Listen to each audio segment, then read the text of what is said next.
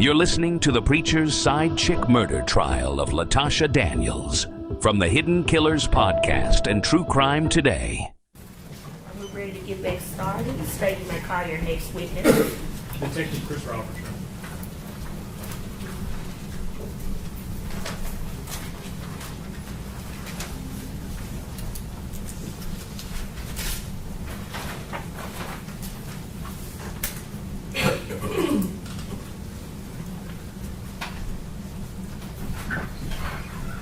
Come on with, sir. Stand here, face the judge. Raise your right hand. Do you swear affirm to tell the whole truth? I do. All right, you may have a seat, sir. Thank you, ma'am.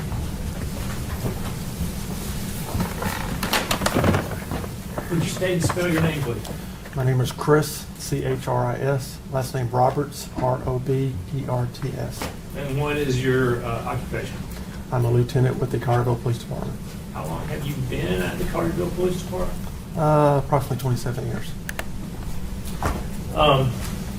As a lieutenant, can you tell me what your duties are? I'm a patrol lieutenant. That means I supervise right now I'm supervising the midnight shift patrol division. We have approximately 14 patrol officers on our shift, and I'm one of the supervisors over that shift. Do you have training in firearms? Yes, sir. Kind of tell us a little bit about that. Like I said, I've been a police officer. I've been a police officer over 31 years. During that time, I was a SWAT operator for almost 5 years. I've had training in the use of rifles, shotgun, handguns, less lethal weapons, most weapons that police officers use. Do you have to qualify every year with a handgun? Twice a year. Twice a year with a handgun? Yes, sir. I want to talk to you a little bit about semi-automatic handguns. Yes, sir. Can you tell the ladies and gentlemen of the jury what that is? A semi-automatic handgun is a magazine-fed handgun that, according to what kind of caliber bullet that you put inside of it, that you insert the number of rounds that you want inside of the magazine, insert the magazine into the handgun, you rack the slide back, and when the slide goes forward, a round is chambered into the gun and it's ready to fire. And then how do you fire that when it's ready to fire? Some handguns have safety, some do not. If the handgun does not have a safety, you just pull the trigger. If the handgun does have a safety, you have to take it off safety and put it into the firing mode and just pull the trigger. And so every time you pull the trigger, what happens? Another round goes off until the magazine is empty. And what happens when the magazine is empty? The slide will lock back, showing that there's no more rounds to be fed into the chamber, so nothing else can be fired. So if you run out of bullets or fire it till you run out of bullets, there's not a round in the chamber at that point? No, sir. The slide locks back automatically, and it cannot be fired again. If the slide is then forward and you insert a magazine full of ammunition into that weapon, will there be one in the chamber? Yes, sir, there will be. Okay, I think you misunderstood my question. If the slide is forward... Oh, I'm sorry, I misunderstood. Yes, the slide has to be rocked back, and you insert the magazine, then you release the slide goes forward, and that chambers around into the... So if you insert a magazine without racking the slide, basically, will there be a round in the chamber? No, there won't. I want to talk to you a little bit about April 4th of 2019. You already testified you were with the Collierville Police Department. What were your duties at that time? I was at the rank of detective during that time. And did you respond to a call on Elkstone Place in Collierville on that day? Yes, sir. I was the on-call detective that night. And so do you recall about what time you got the call, what time you got there? It was around 11 or so. It was late that night. Okay. And when you get there, tell ladies and gentlemen of the jury what you observed and kind of what you did to start. As soon as we got there, myself and Lieutenant Young and two other detectives made the scene. We secured the scene, went over the crime scene, seeing what we were dealing with, including where shell casings were, where a hostile weapon that was used was located, where there was any blood splattering. We talked to the officers that first made the scene there. We talked to the firemen that were there to see what happened with them. It was just seeing what the scene was about and then starting our investigation. So one of the things I think you just said was you kind of take over the scene when you get there? Yes, the patrol officers release the scene to the detectives and it becomes our scene. Is one of the things you do is you start identifying and collecting evidence from that scene? Yes, sir. And did you do that at that scene on Elkstone? Yes, sir. I'm going to hand you... And so, Detective Roberts, if you could speak up so the jury. I apologize. And she can record everything. Okay. So we just speak up for it. Can I touch this? Yes, absolutely. If you can open that up and look at it, and I just want to ask you if you can identify what's in there and how you can identify what it is. This is the handgun that we collected at that apartment that night. I recognize it from the serial number and the model. Is there anything else in that box? There's a magazine with several rounds of ammunition. How many rounds of ammunition?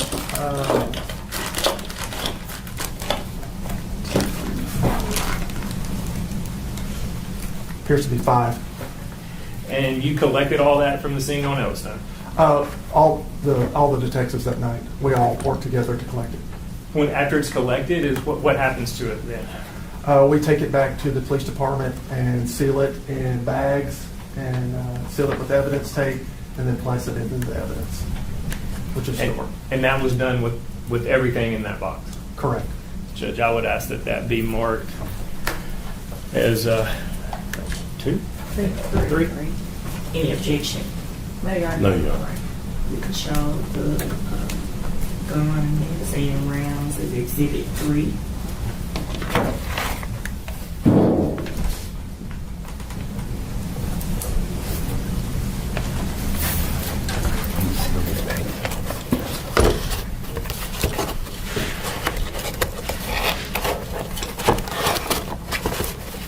I'm going to hand you a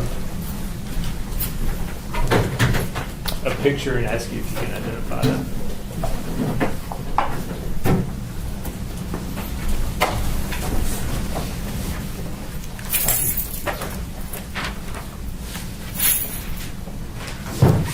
This is a picture of the handgun that we located at the department that night.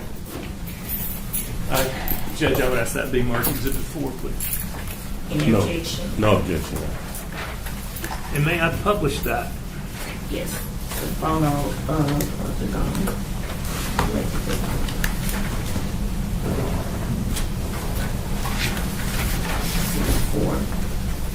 Yes, you may publish.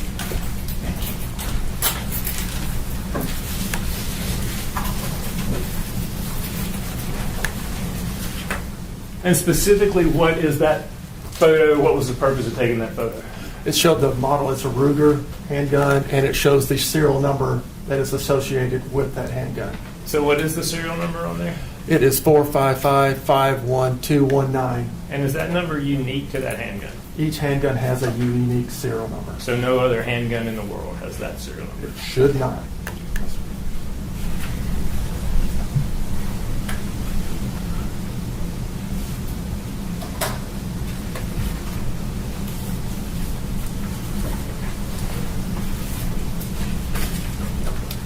Hand you this. I'm going to ask you to, I don't know if you want gloves, it doesn't matter to me, and don't know if you have anything to open that up, but I want to ask you to open that up and identify what's on the inside of it.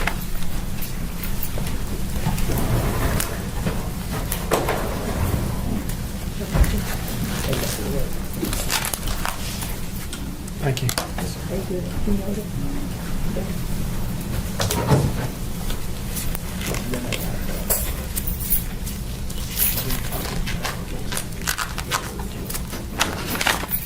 May I open it now, sir? Yes. Thank you.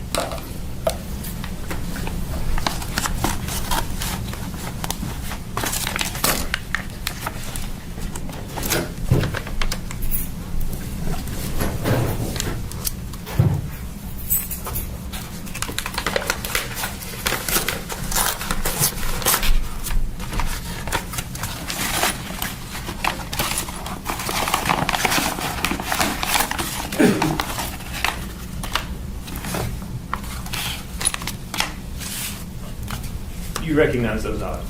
Yes, sir, I do. And can you tell, ladies and gentlemen of the jury, what they are? These are the shell casings and a spent round that we've located right inside the apartment. Can you tell us shell casings and spent rounds? What does that mean? A shell casing is what's left over when a bullet goes out the chamber. It contains the gunpowder, and it's ejected from the gun when the gun is fired. And then the spent bullet is actually the metal that actually goes out the end of the barrel, whatever you're shooting at. That's what it'll hit. So what you're describing to me is something that starts as one piece. Correct. It's a casing with a bullet on the end. The casing contains gunpowder in it. Correct. You put the entire, you put that into the gun, You put it into the magazine. into Yes, the sir. magazine. Yes, sir. And then what happens when you pull the trigger? The firing pin on the weapon hits the primer on the shell, which ignites the gunpowder inside of the shell, which explodes and shoots the bullet out through the barrel. So then it separates. Correct. And the bullet goes out through the barrel. Correct. What happens to the casing that's left in the weapon? And this type of weapon, it's ejected from the weapon. When you say ejected, like, is it shot out like the bullet, or is it something No, different? the bullet will go straight out. The shell casing goes out to the side. And so and how far approximately? I mean, does it go a mile? Does it go feet? The shell casing or the Yes. bullet? Oh, the shell casing, maybe 10 feet, not far. So if someone fires a weapon in a room 7 times, would you anticipate you would recover 7 shell casings from there if they were using a semi-automatic handgun? Yes, sir. Did you recover shell casings from that residence on Elkstone? Yes, sir, we did. How many? 7. And that's those? Correct. Plus, I believe there is a bullet, one spent copper bullet also. And tell me, like, how that would happen. Whenever the bullet, if it goes into a body and it exits the body, the bullet will be left at the scene. So it would lose most of its velocity at that point. Correct. And you might find that. Correct. Would it be unusual not to find all of the bullets that were fired? Correct. The bullet could be left in the victim. The bullet could be in a wall that we can never recover. The bullet could fly if it hit a window going outside the residence that we may never find again. So if it went out the door was open and it went out the door.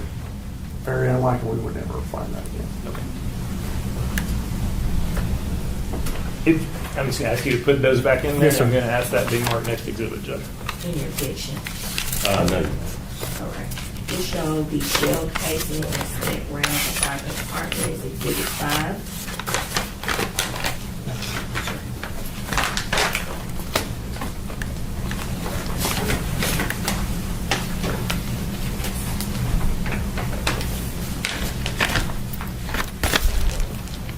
I'm going to ask you if you can identify this.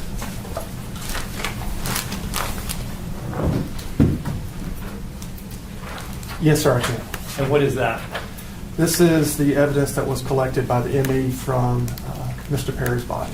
So the medical examiner Correct. during the autopsy. Correct. So when they perform an autopsy and collect evidence, the doctor, what does the doctor do with it? They collect it for us, seal it up, and then turn it over to the police department. And who went to the medical examiner's office to pick up the evidence that they collected? I did. And can you tell by those markings that that's what you picked up after they performed an autopsy on Brodes Perry? Yes, sir. There was looks like hair, nail. There's a few other things here besides the bullets.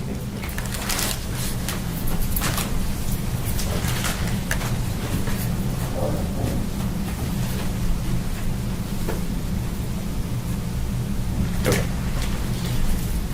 Judge, I'm going to ask that be marked next exhibit, please.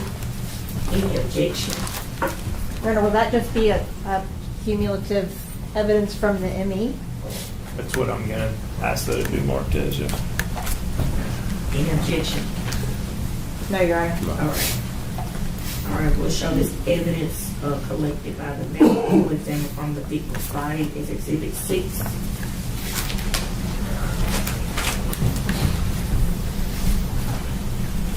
As part of the work you did on this case, Lieutenant, did you submit any items to the Tennessee Bureau of Investigations? Yes, sir, I did. And what items did you send in? The items from the ME, I submitted the gun, I submitted the spent shell casings also. Did you submit the bullet that was recovered as well from the crime scene? Yes, sir. So 7 spent shell casings and the bullet from the crime scene, 5 bullets from the ME and the Ruger. Correct. All of those were submitted to the TBI. Correct. And what did you request that the Tennessee Bureau of Investigations do with those items?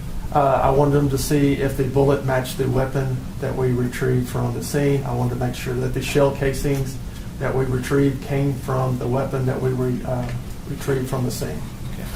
And after they finished did they do the examination? Yes, sir. And after they finish their examination, what happens to them? Do you go pick the evidence back up, or?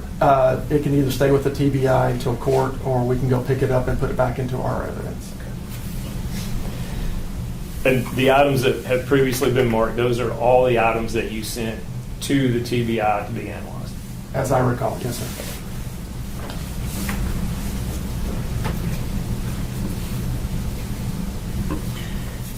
Did you try to determine where and when the Ruger that's been introduced into evidence was purchased and who purchased it?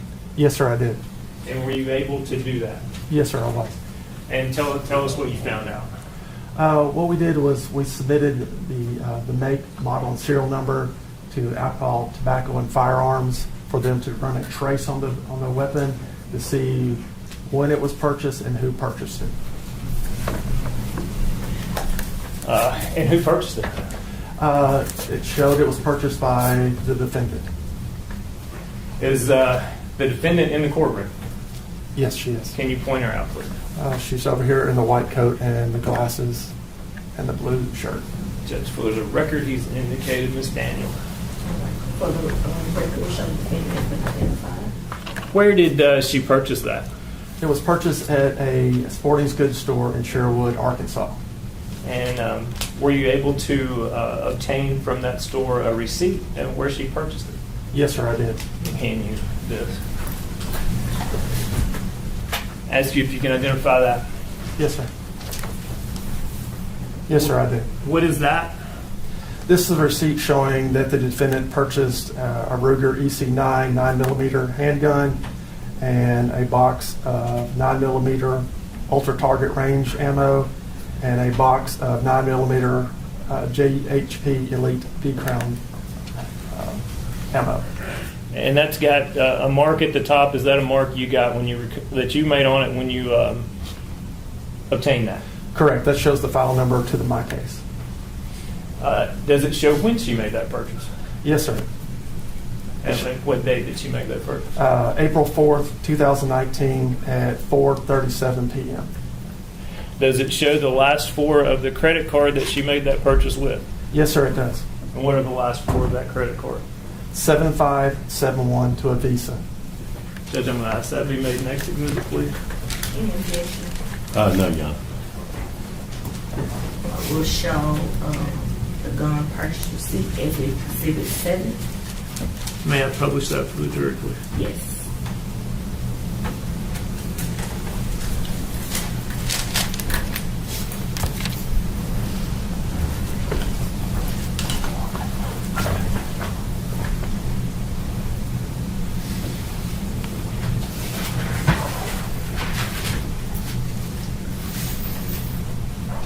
So is that what you just identified? Yes, sir, it is. And the top, Fort Thompson, is that the name of the sporting goods store? Yes, sir, it is. That's in Sherwood, Arkansas. Correct. Did you go to that store? Yes, sir, I did. How long did it take you to get there? It's about a 3-hour drive. From Collierville? Yes, sir. And right under the word receipt, where it says 4/4/19, 4:37 and 07 seconds, that's the date and the time that she purchased that. Correct. It's got her name down there, Latoshia Daniels, with an address in Little Rock, Arkansas. Is that correct? Correct. And then right under there is RUG EC9S. What 9mm? What does that mean? That is a Ruger EC9 9mm handgun. And under the 22990 is a serial number? Yes, 455-51219. Yes, sir. And is that the same serial number as the Ruger that was previously entered into Houston evidence? Yes, sir, it is.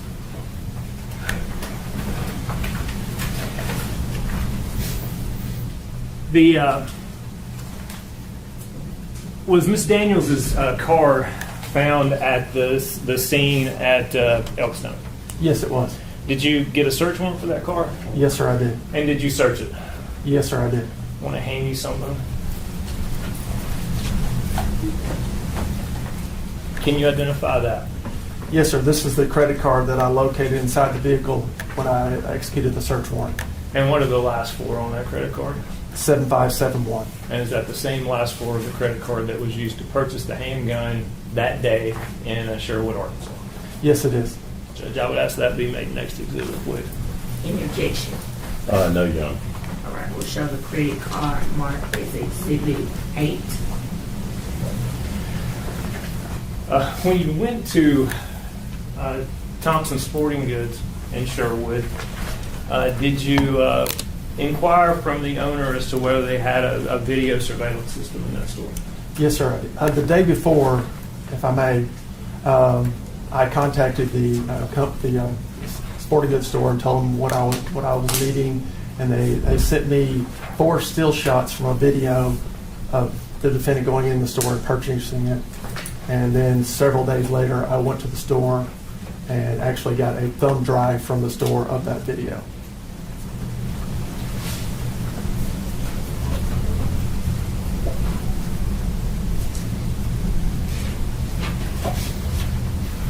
I want to play a video for you and ask you if you can identify. And I will say, before I play this,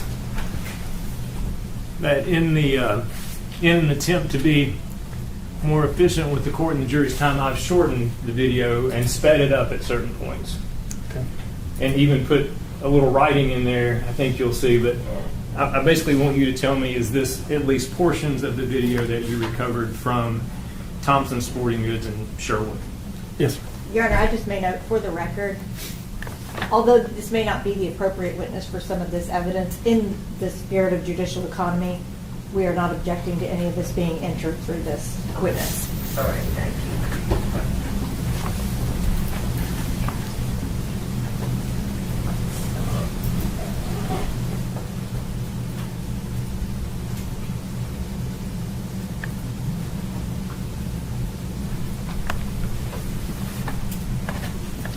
Detective Roberts, is that the video that you recovered from Thompson Sporting Goods?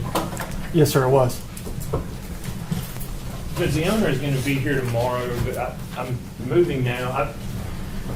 I've put the entire video and then the kind of sped up clip both on this thumb drive, and I would ask that they be entered into evidence. And again, with the same admonishment that we don't have an issue with it going in through this witness for just judicial economy, even though we don't agree that it should come in. Okay. All right. Exhibit 9 will show the video from the purchase of the gun.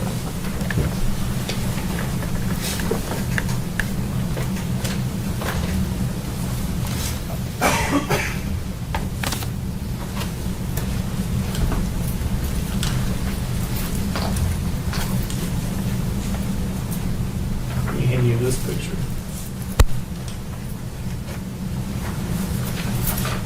Can you identify that, please? Yes, sir, I can. And what is that?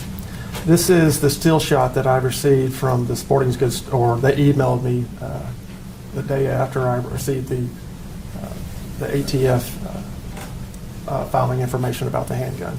And is that taken off the video? Yes, it is. Judge, I would ask that be marked next exhibit. No objection. We'll show the still shot of the defendant walking in the store as Exhibit 10. May I publish that for the jury? Yes.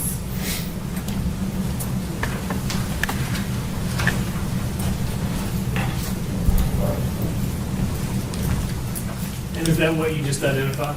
Yes, sir, it is. And do you recognize that individual? That's the defendant. So you recognize that as being Latoshia Daniels? Yes, I do.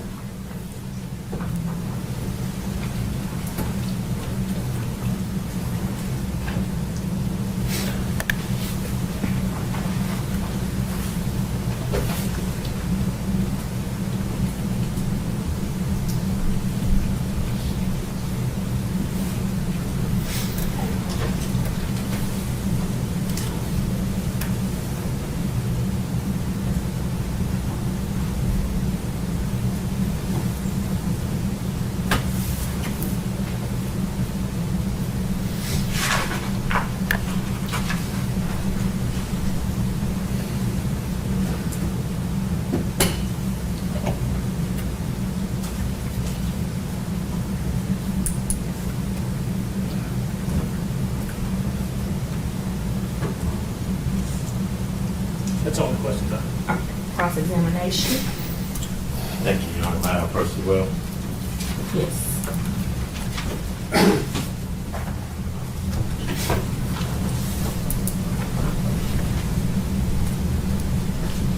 Is it Detective Roberts? I'm a lieutenant now, sir. Lieutenant Roberts? Yes, sir. Good afternoon, Lieutenant Roberts. My name is Sergeant Moore.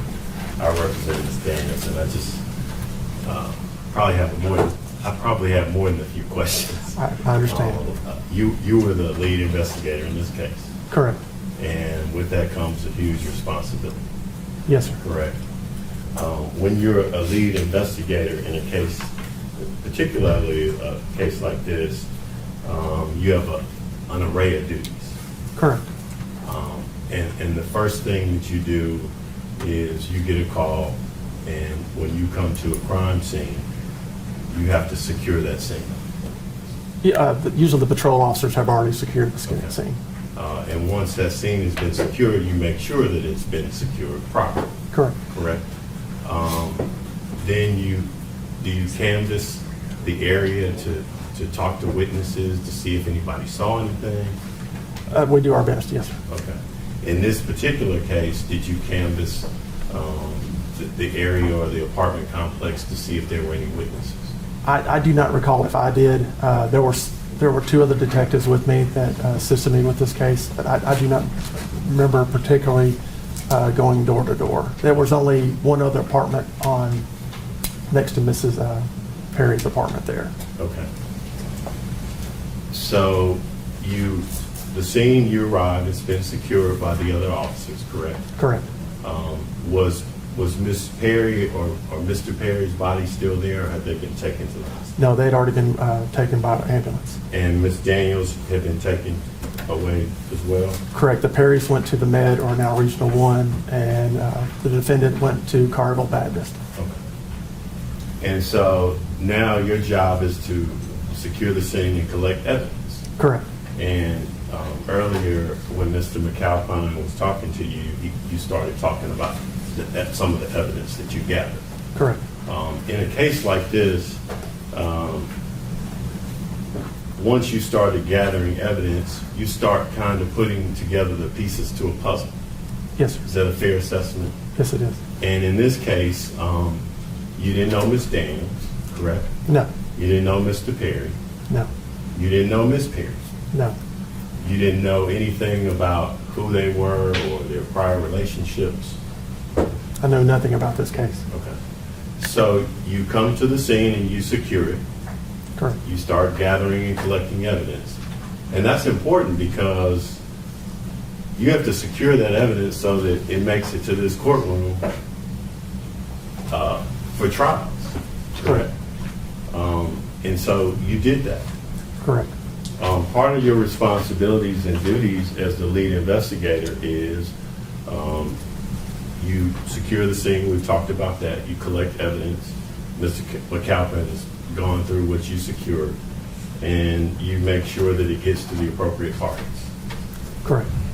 In this particular case, you sent the shell casings to the Tennessee Bureau of Investigation, Correct. and you made sure that they got that and received it Correct. so that they could test it Correct.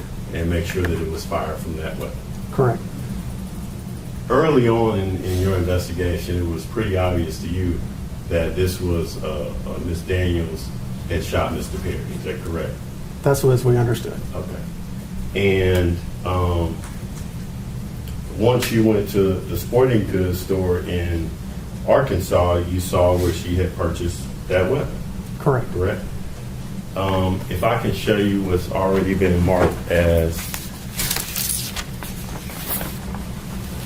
I think, exhibit number 10.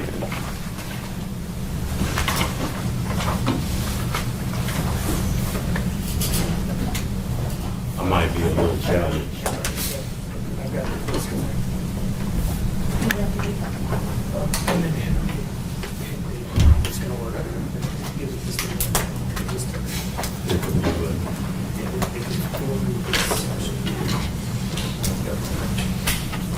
I see it here.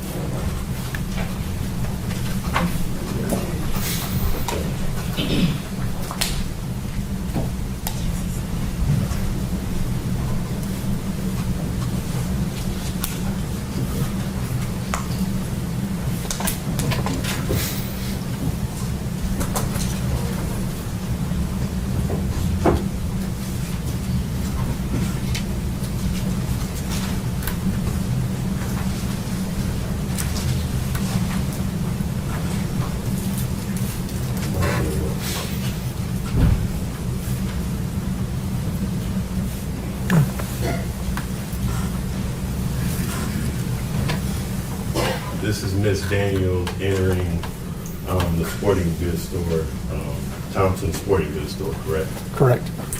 And she's only carrying her car keys. As far as I can tell, yes, sir. She's not carrying a purse. I don't see a purse. And at some point later on in the video, you see her purchase the weapon. Correct. And you said that happened at, according to the receipt, at 4:37. According to the receipt, yes, sir. Okay. And she leaves the sporting goods store. Correct. And- Yes, sir. And at some point, based on your investigation, she comes to Memphis Yes, she does. and goes downtown. How far is it from Sherwood to downtown Memphis? 2.5, 3 hours. Okay. Because earlier you testified it was 3 hours to Collierville. Yes, sir. So about 2.5 hours would be. That was my best guesstimate, yes, And sir. then another 30 minutes from downtown Memphis to Collierville. Yes, sir. And this all happened, the purchase was at 4:37, Correct. correct? And According to the business. And what was the time that you responded? I said it was Around- late. It was maybe 11 o'clock or so. 11:37? It could have been that, yes, sir. Okay. And earlier, let's talk about, you testified that you went out to Miss Daniels' car and you retrieved a credit card. No, that was several days later. Okay, okay. Several days later, you went to her car and you retrieved a credit card. Yeah, we towed her car to our secure lot Okay, and secured it, and then obtained a search warrant to search it. okay. And when you got that search warrant, you obtained the credit card, Yes, sir. correct? There was no purse in the car, correct? No, sir. And there was no purse in the still video No, sir. when she was at the sporting goods store. I don't recall if there was there was a lot of stuff inside that car, but I don't recall a purse. Okay. Now, getting back to your investigation, as this investigation kind of went on, you started to put the pieces to this puzzle together, and information came to you. Yes, sir. One of the things that came to you, you got a call from a Chriselle Marshall, Yes. and Ms. Marshall told you about some videos that she was privy to on, was it an app called Marco Polo? A social Social media app called Marco Polo. Correct. And she, after you and her conversed for a while, she told you she knew Brodes Perry, correct? Correct. And that they had met through this app. Yes, I don't believe she ever physically met him. I believe it was just through the app only. Okay. And at some point, she sent you some videos, Correct. and you secured those videos. Correct. You watched them, Correct. and you turned those over to the state of Tennessee. I put them on CD, and then I submitted them to evidence. Okay. If I can approach you. Yes. I'm going to hand you a thumb drive. Thank you. You recognize that? This is the thumb drive y'all showed me earlier. Okay. And on that thumb drive were those videos, or some of the videos from Marco Polo. Yeah, there were quite a few that I viewed. And all of those weren't played in court, but there were about 30 videos on Marco Polo that were provided to you. Yes, sir. Plus or minus. I don't remember exactly how many, but there are quite a few. Okay. And you reviewed all of them? Yes, as I recall. Yes, sir. At some point, you also, let's talk about Tabitha Perry. You also interviewed Tabitha Perry, is that correct? Myself and Detective Shirky did. Okay. Yes, sir. You didn't talk to her the night of the incident on No, I April didn't. 4th? No, she went straight to the med. Okay. She came in and saw you the next day? Is that Correct. I believe I talked to her on the telephone first, and then she came in. Okay. And she came in, was she alone or was she with No, them? she was with family members. Okay. Did she have two other people with her, pastors? It could have been. I know she had other support staff with her, or support people with her. Okay. Was Pastor Pointer one of the people? It could have been. I'm sorry, I do not recall who all was with her. Okay. And at some point you talked to her, Correct. and she didn't know, at this time you didn't have any information about these Marco Polo videos. At that time, no. I did Okay. not.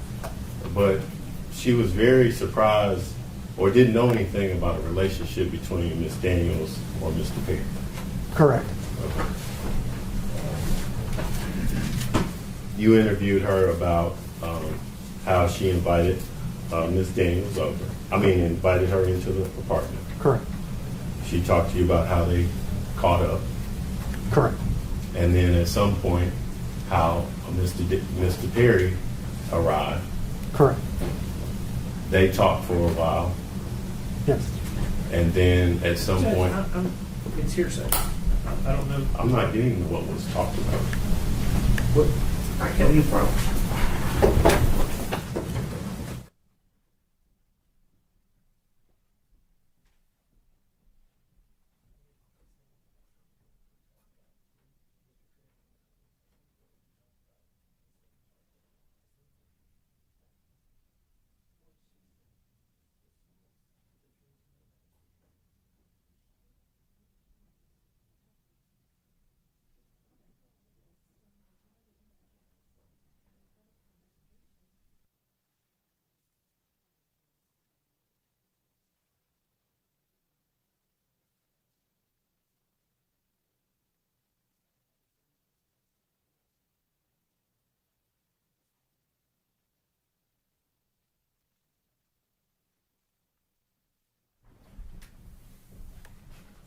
Your Honor, I need to go back and make that, I think exhibit number 9, the flash drive, or those videos. Any objection from the state? No, ma'am. All right, we'll show that the thumb drive, videos, is exhibit 11.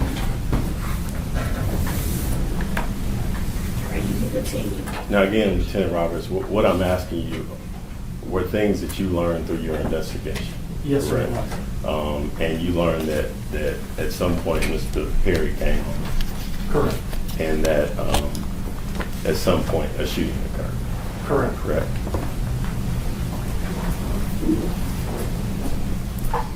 You didn't know any of the history or background between Mr. Perry and Miss Daniels, correct? Not until later in my investigation. Okay. But when you were talking to Miss Perry, interviewing her, you didn't know any of that information? No, I did not. And so, and that was very early on in your investigation. It was like the next day or the Okay. day after. How long after you talked to Miss Perry did you get a call from Miss Marshall and get those Marco Polo videos? Do you remember? Within a week. Okay. Would those have been helpful had you had those prior to your interview? Yes, it would have been nice to know. Okay.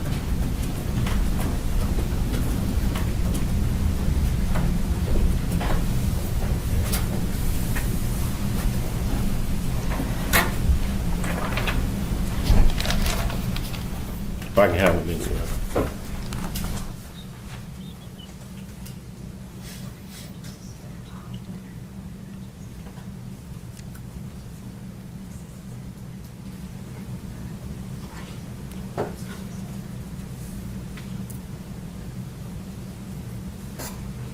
Now, earlier I was asking you about your interview with Chapman, correct? Correct.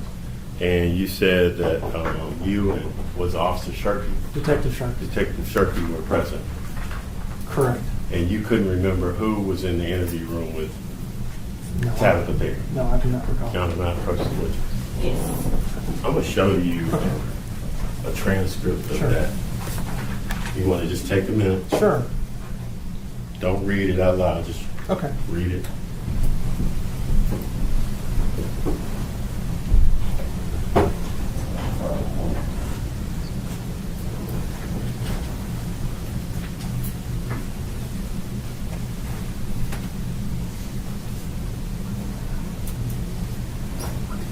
Okay.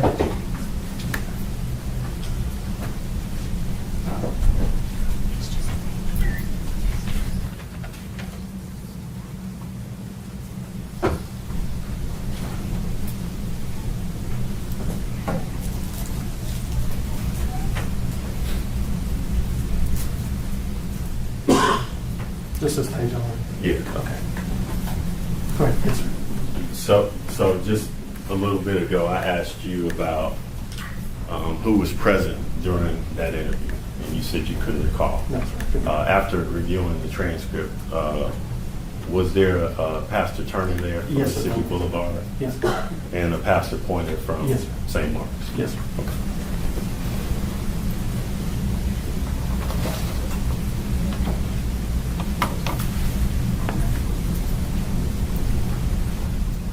During the course of your investigation, it also led you to go to Little Rock.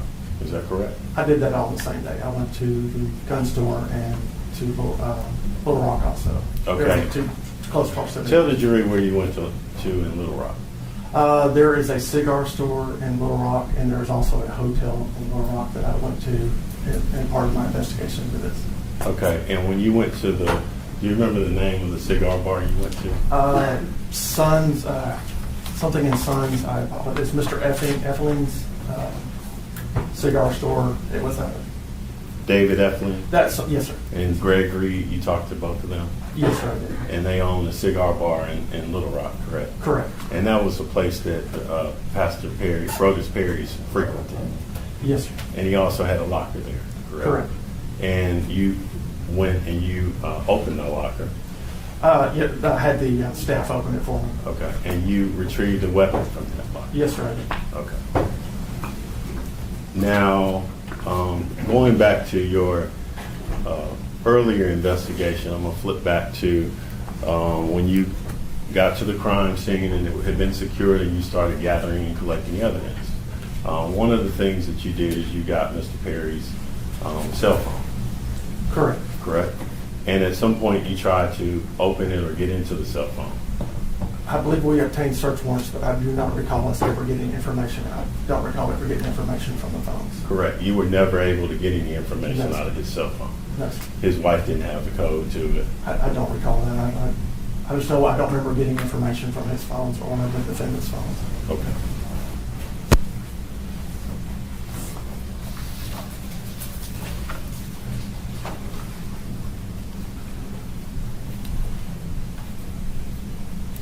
Now, also, when you were shown, or you were asked a series of questions by Mr. McAlpin about this weapon, correct? The Ruger? Yes. Yes, sir.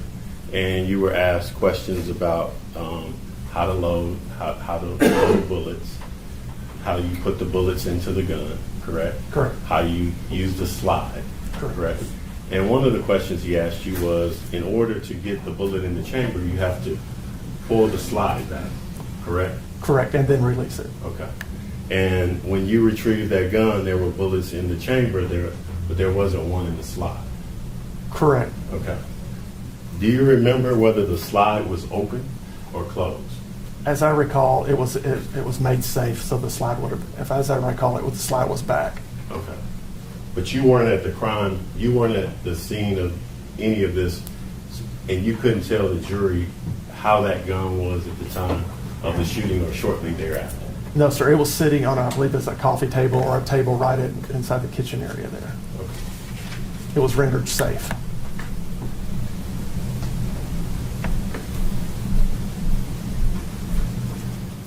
Now, part of what you did when you secured the crime scene is you started talking to the other officers that were there, Correct. correct?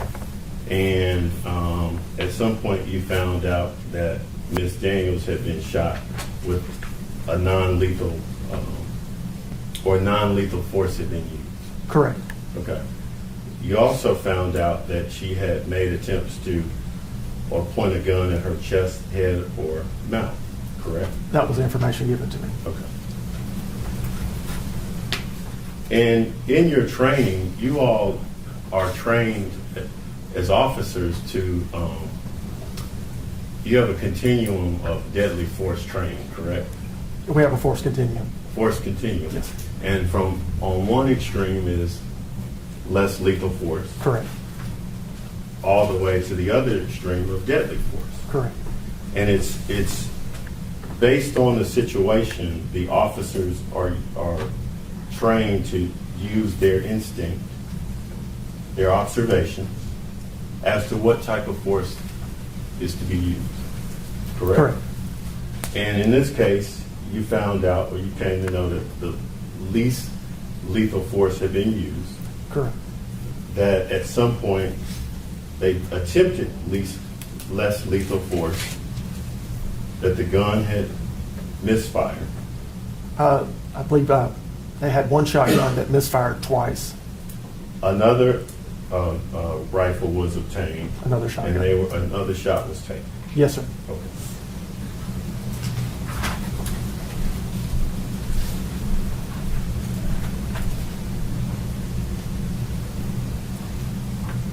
Going back to your interview with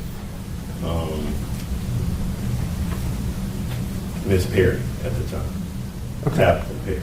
Yes. You also found out that she had been shot, Correct. and you also found out that she didn't believe Ms. Daniels had tried to shoot her. I don't recall that. I recall Mrs. Perry telling me that she tried to cover her husband to protect him, and that the defendant shot her. I don't recall her saying she didn't think that Ms. Daniels had shot her. If I can have a minute, right? I don't recall that.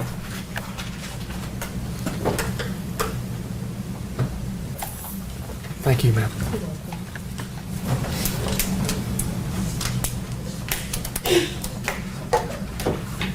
While she locates that for me, or did you want to take a minute? No, I'm fine. You also learned that during this exchange between Ms. Daniels at the end, right before the shooting, or shortly after the shooting, that she made the statement, "He broke my heart. He broke my heart." Yes, sir. That was put in my affidavit. Yes, sir.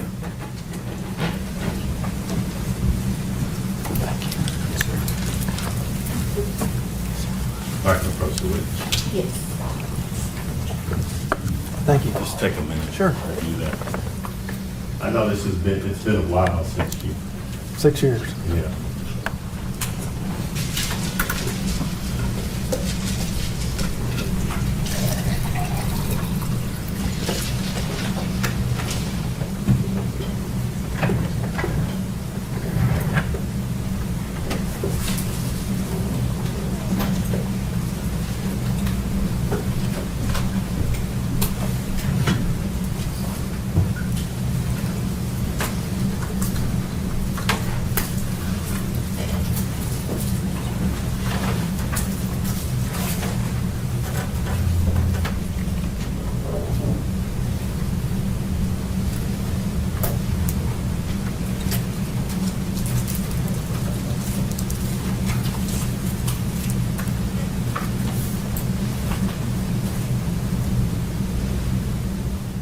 Okay. Thank you.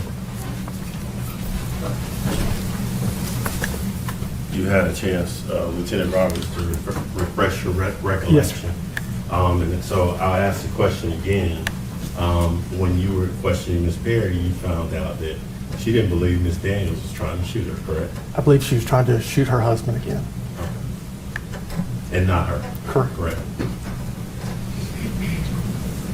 If I can have a minute.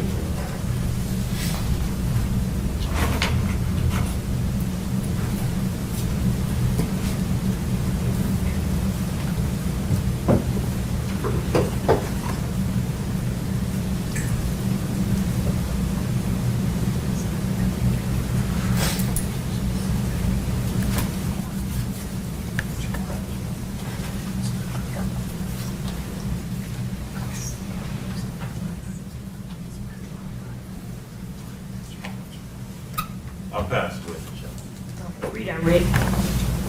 No question. Okay, you better sit down. Thank you.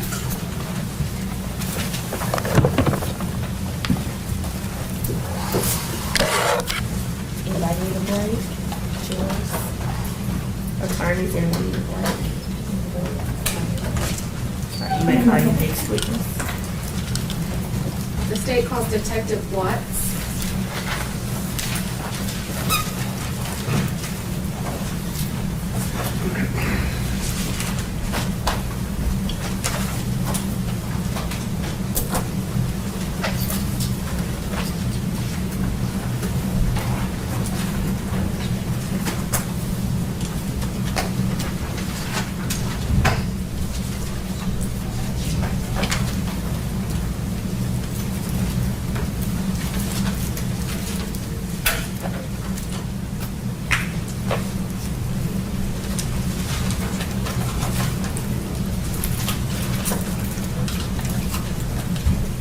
Cool, sir. Stand here. Face the judge. Raise your right hand. Do you swear or affirm to tell the whole truth? Yes, ma'am. All right, you may have a seat, sir.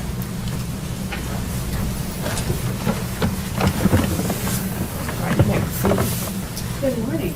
Good morning. Could you state and spell your name for the record, please? Yes, this is Detective Jonathan, Jonathan, Watts, Watts, And where are you employed? with the Collierville Police Department. And how long have you been with the Collierville Police Department? Just over 20 years. And what positions have you held? I started as a patrol officer and now as a detective in the Criminal Investigations Division. Okay. As a part of your duties, do you take pictures of crime scenes? Yes, I do. I want to take you back to April 4th of 2019. Do you recall taking pictures of a crime scene on that day? Yes, ma'am. And was that crime scene on Elkstone Place in Collierville? Yes, ma'am, it was. Is that an apartment complex? Yes, ma'am. Okay. So what happened when you responded there? I was asked to come help process the crime scene in regards to a shooting scene where 2 individuals had been shot. When you say process, what does that all entail? So for me that day was photographing the crime scene. Usually processing will be photographing, collecting evidence, things of that nature. Okay. And where did you take pictures of? Took pictures as we entered the apartment complex, the apartment where the incident occurred, and where the suspect's vehicle was in the parking lot. Okay. I'm going to pass you some pictures, Detective Watts. If you could just take a look at these. Yes, ma'am. And after you look at them, if you could tell us if you recognize those pictures.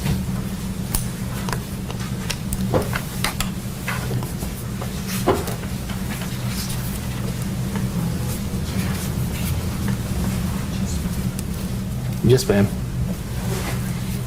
And do those pictures accurately depict the scene at the time you responded?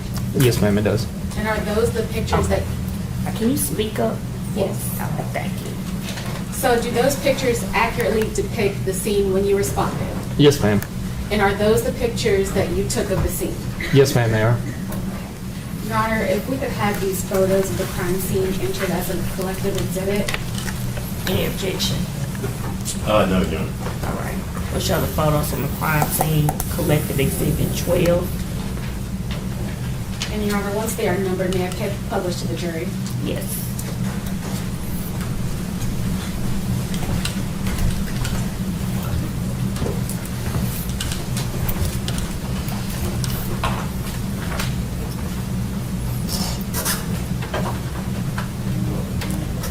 Detective Watts, could you tell us what is in this photo?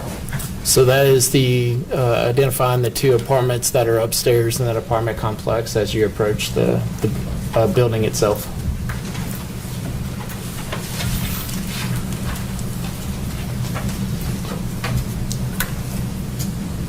And what about this photo?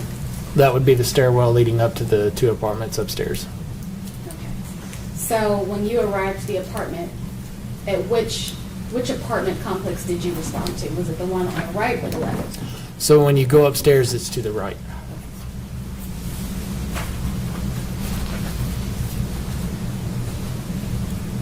Do you recall what's in this photograph? Yes, ma'am. Those are photographs of the less lethal munitions. Okay, the 12 gauges? Yes. Okay. And what do we see right here? That would be the ends of those less lethal munitions. Okay. So same evidence, just photographed from a different angle. Correct. Yes, ma'am.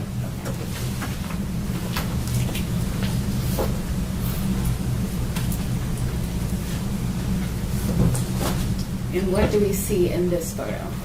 That would be the entrance to the apartment number 205 where the incident occurred as it was seen on my arrival. Okay. And do you see this area on the wall? Yes, ma'am. Do you know what that is? That's blood.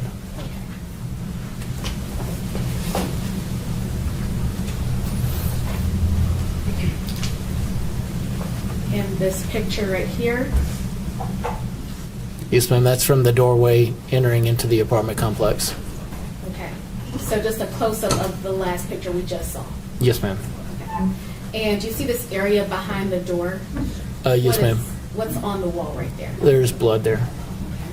And this area that's kind of next to the rug on the right-hand side, do you know what's all in this area? Yes, ma'am. There was some, like a shoe and some clothing and a lot of blood as well.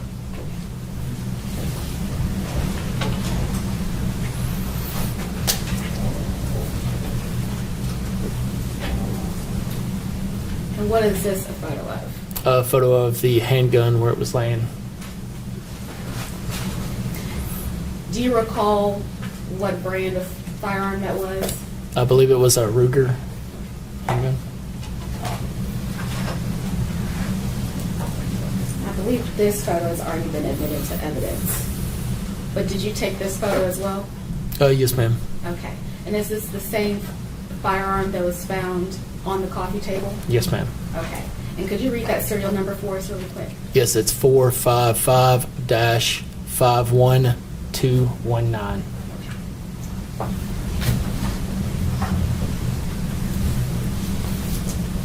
And what is this a picture of? That's a picture of the magazine with with ammunition in it. Okay. And was that also on the coffee table next to the Ruger? Yes, ma'am. Okay.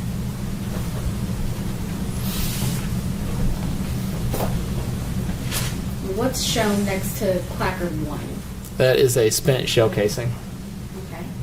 And was that the area that you previously described next to the shoe on the ground? That was the as soon as you enter into the apartment. It was right there. Yes, ma'am.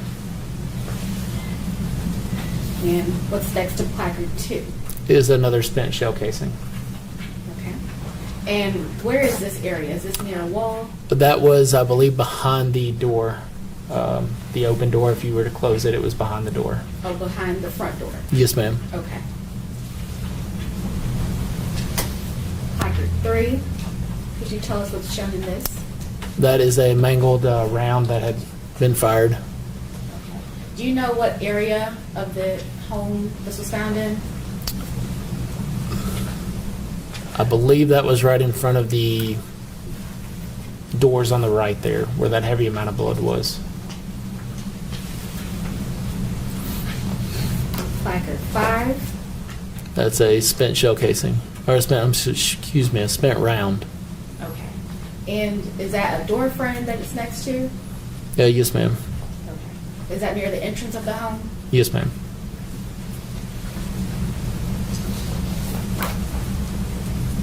Placard 6. What's shown here? Is another spent shell casing. And this was inside the home? Yes, ma'am.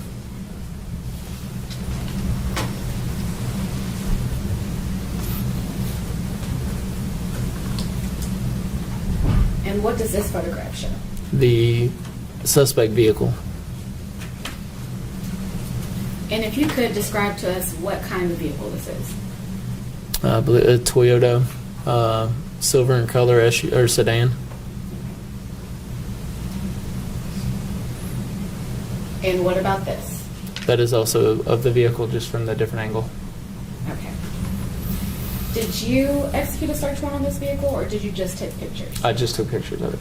Okay. And so, once you took the photographs of the crime scene and the suspect vehicle, what did you do with them? With the photos, Yes. I submitted them into evidence. So did you do anything else pertaining to this investigation? The evidence that was brought back, I photographed that in the lab, and then all the pictures were submitted.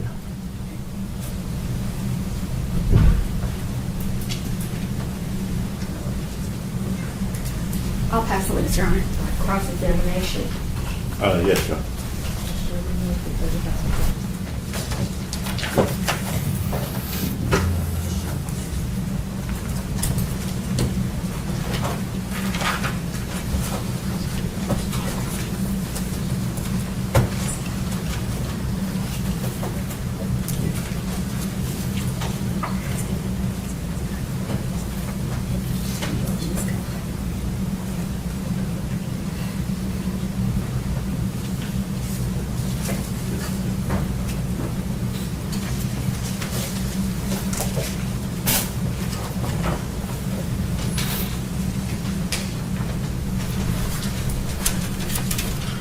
Good afternoon. Is it Detective Watts? Yes, sir. Okay, Detective Watts. I'm Arthur Horn.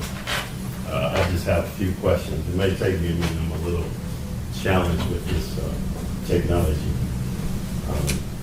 But you were called to the scene after it had been secured, correct? Correct. Yes, sir. And your job was solely to take pictures. Yes, sir.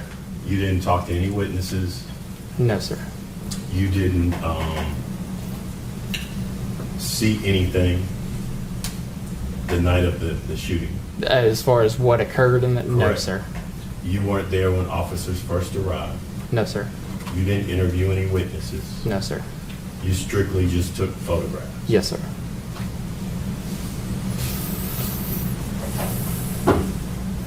You were just given an exhibit with all of the photographs that you had taken, correct? It was many of the photographs, not all.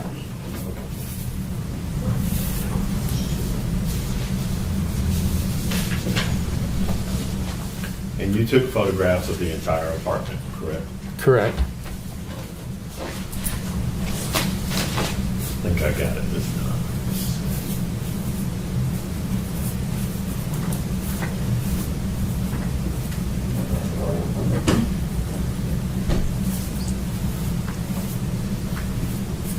Here it comes.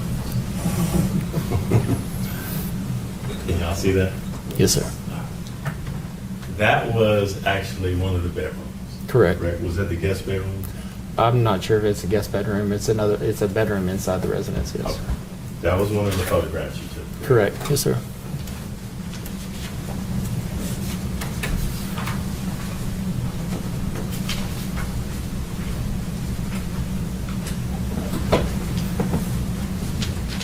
That was the sort of living room area in that apartment, correct? Correct. Yes, sir. And right here on the table was the gun that had been cleared. Correct. Yes, sir. You photographed it after it had been cleared, but you didn't photograph it after the initial shooting. Correct. So you wouldn't have known whether the slide was pulled back or not pulled back. No, sir. It's photographed in the way it was found when I arrived. Would that have helped you in any way in your job to know that? As far as if it was cleared or if it the was, slide had been pulled back, or if it, I mean, with them telling us it was cleared, it's going to be pulled back and locked out. okay. You also photographed another weapon. Is that correct? Yes, sir. And as far as you knew, that was the weapon of the homeowners? Yes, sir. It was in the other bedroom under the nightstand. Okay. And that was the weapon you photographed? Correct. Yes, sir. This was also another view of that living area. Is that correct? Yes, sir. And you took a photograph of that? Yes, sir.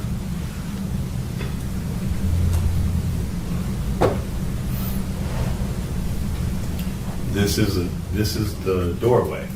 Is that where they came in? Yes, sir. Okay, and you took a photograph of that, and the doorway entered right into the kitchen area. Is that correct? Correct. There's kind of a small hallway straight into the kitchen.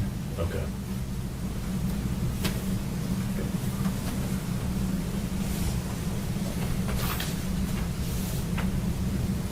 This would have been another photograph that you took of the living area from just a different angle. Correct. Yes, sir. Now, earlier when you testified about the weapon, is this where it was found?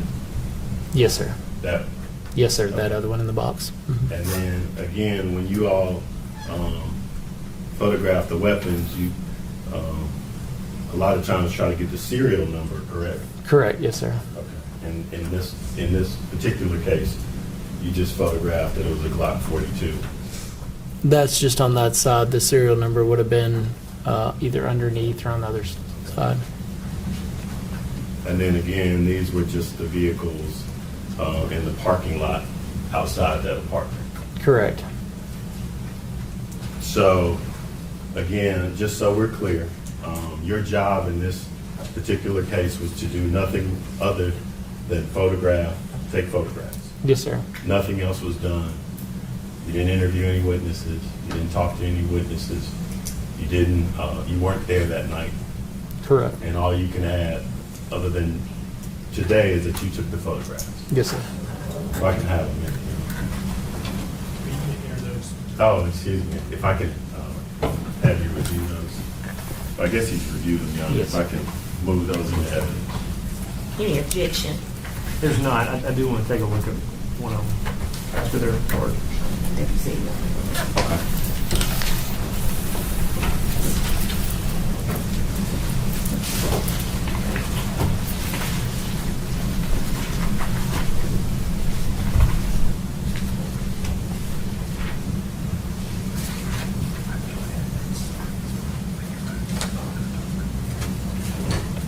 No further questions. We'll show that as collected exhibit of the photos of the crime scene, number 13. Second set of pictures. So, the second set of crime scene photos.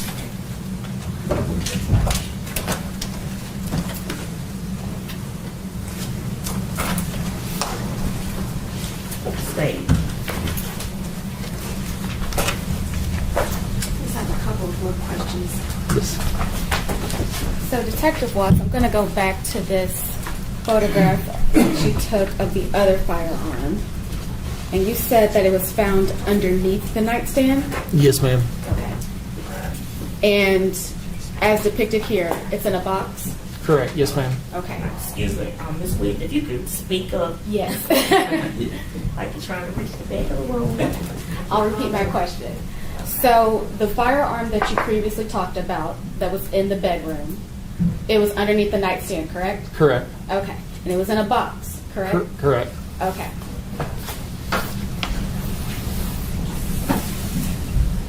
And is this the same firearm that was in that box underneath the nightstand? Yes, ma'am. It is. Okay.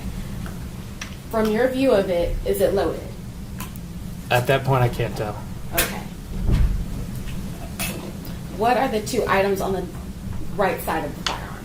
Magazines. Okay, so they are not in the gun. They are not in the gun.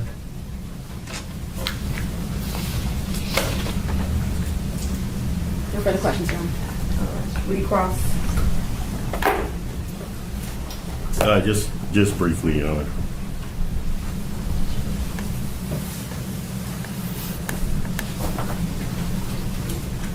She just showed you a picture of that weapon with the clips on the side. Yes, sir. When you got to the scene, you weren't sure whether that gun had been cleared, correct? The gun on the table? Yes. Yes, sir. And the gun under the nightstand? Had not been cleared. That had not been cleared. No, sir. Okay. The other thing I wanted to show you was,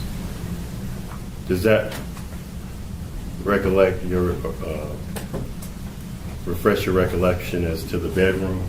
Yes, sir. And was that where that weapon was found, under the nightstand in the bedroom? Yes, sir. Okay. Your Honor, if I could have this picture moved into. Thank you. We'll have the photo of the bedroom and the exhibit 14.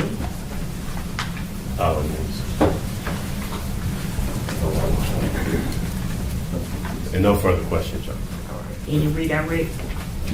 No, Your Honor. All right, you may step down, sir. Thank you.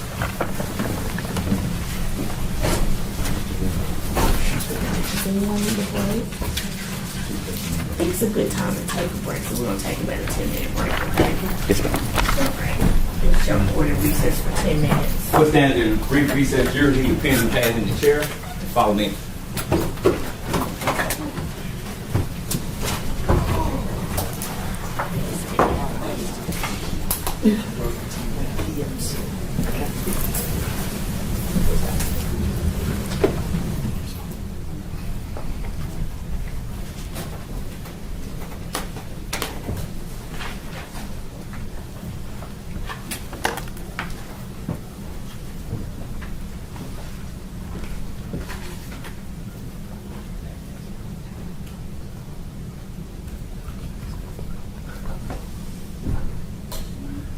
We'll take, do you need to address last? I'm just going to give everybody an update. Logistically, the owner of Thompson Sporting Goods from Memphis is here.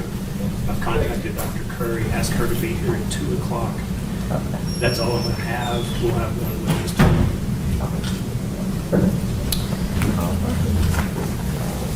We'll come back in 10 minutes. There's more of the preacher's side chick murder trial of Latoshia Daniels coming up.